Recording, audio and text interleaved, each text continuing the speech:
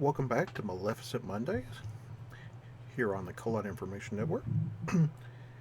We've been going through our series of top 5 cards from each color.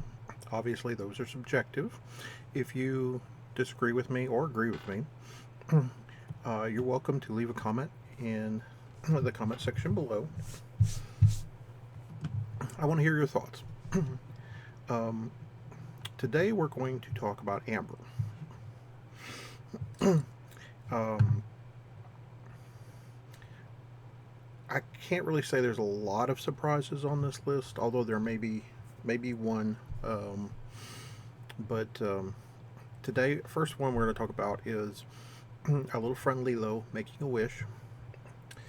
Um, she is a one-cost uninkable 1/1 with 2 lore at rare. Um, so why is a vanilla rare on this list? Um, Getting ahead, winning the game through lore is the most, that's that's what you want to do. And to get a one costed character on the board that has 2 lore on turn 1 on the play is very powerful. It forces your opponent to either they can ignore it for a few turns, but if they ignore it for more than 2 turns, there's a chance that you're just going to run away with the game with such a huge lead. um, there's only two ink colors that have one costed 1/1s with 2 lore. The other one is Amethyst, who just happens to have the best card draw. Um,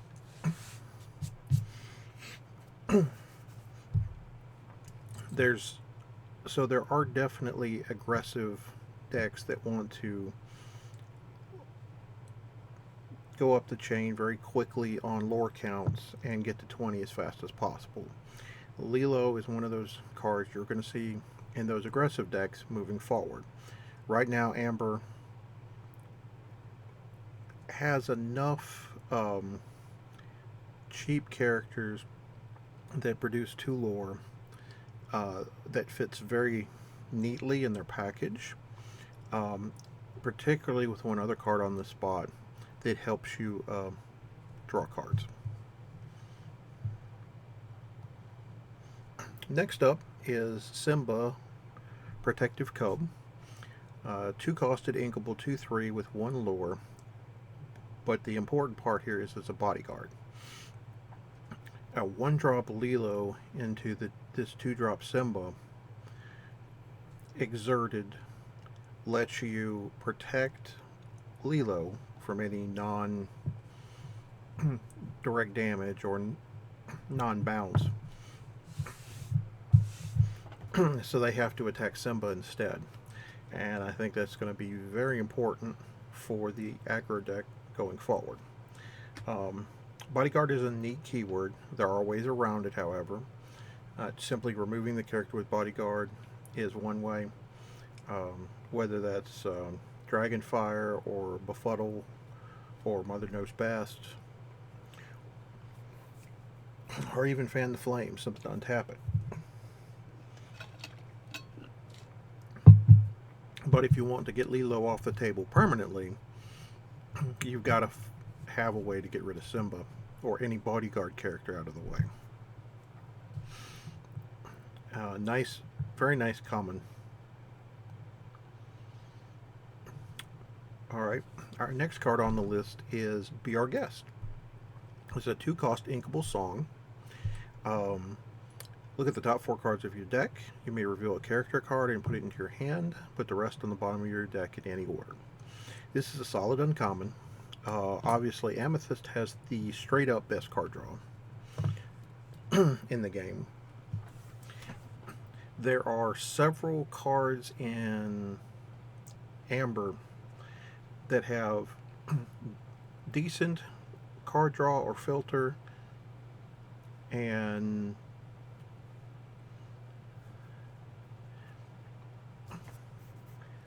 I won't say they're the second best at drawing cards, but it's pretty close. because they have two different stitches that draw cards. Um, they have Rapunzel that can draw cards. Um, they have Be Our Guest, which is sort of a pseudo card draw. You've got Ariel, the singer, who is sort of a pseudo card draw. And then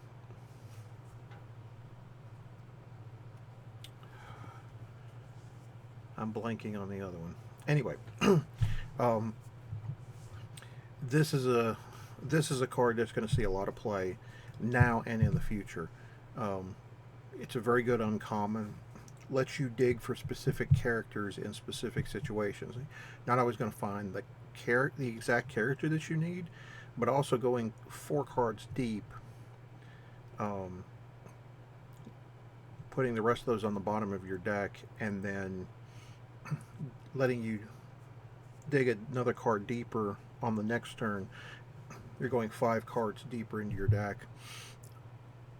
Very good for getting those specific cards in certain situations. Alright, the last 2 cards on my list, one of them is really not controversial. This one might be. While I think that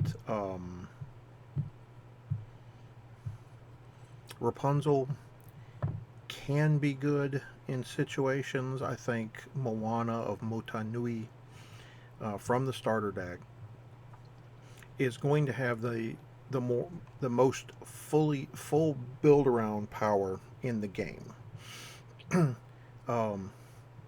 cost inkable, 1/6. The strength is not great. That's a given. Its willpower, her willpower is great.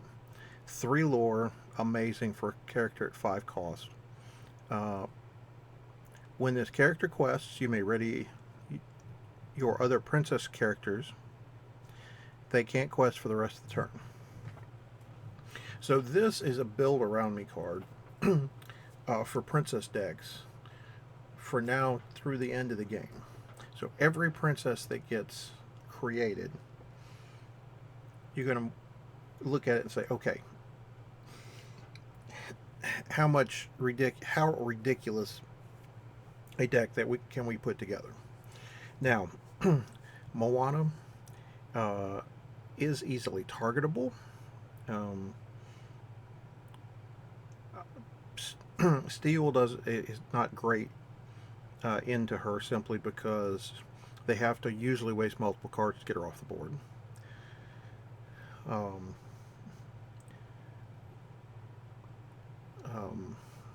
Ruby is probably the best to get rid of her because they have both Dragonfire and Maleficent. Just straight up. Emerald is probably going to be using bounce effects, which is going to slow your game down. But I still think as what I would consider a top 5 card, I'm picking this over Rapunzel. And the only reason I'm doing that is because I think long term Moana has the build around long term potential that you want to see in a card that comes out of a first chapter. There are so many princesses in so many of the colors just in this set that you can already build a very cheap deck that's enjoyable with her right now. It's great for newcomers, it's great for kids, particularly ones that are fans of any one or more of the princesses.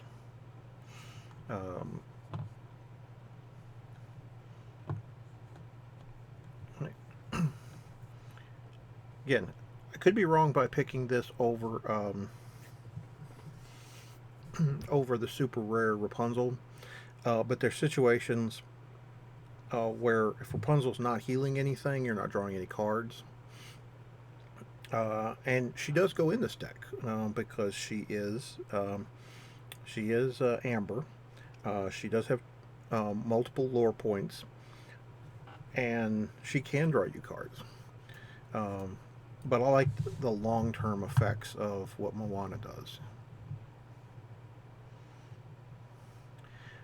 Now, if we're going to talk card draw, um, it was between Stitch Rockstar and Stitch Carefree Surfer for what I consider as the number one top card in Amber. The reason I chose Rockstar over Carefree Surfer is you can shift this Stitch into play on turn 4. It has more lore, 3 lore versus 2.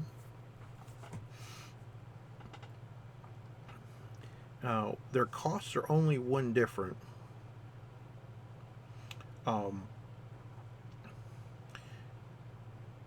But with Stitch Carefree Surfer, you have to play it with 2 other characters on the board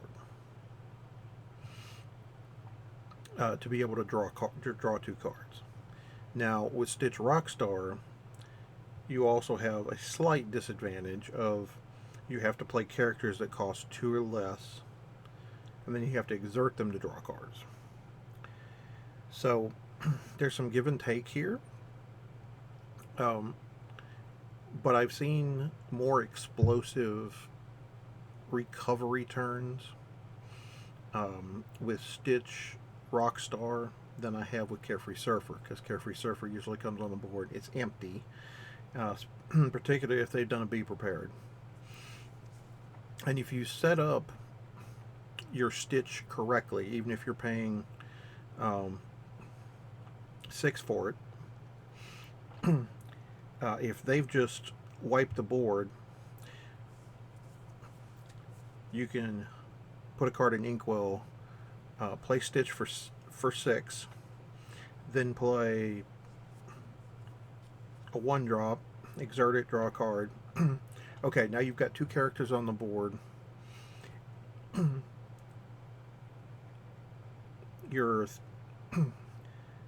You are threatening to go wide again, and you're really forcing the action on your opponent. So, for my money, Stitch Rockstar, aka Little Elvis, is my top card out of Amber. Again, what do you guys think? Leave a like and a subscribe. Leave a comment below. Let me know what you like and don't like off this list, and why. I want to hear your thoughts. Until next time, no matter the game, there is no escape from the tiger.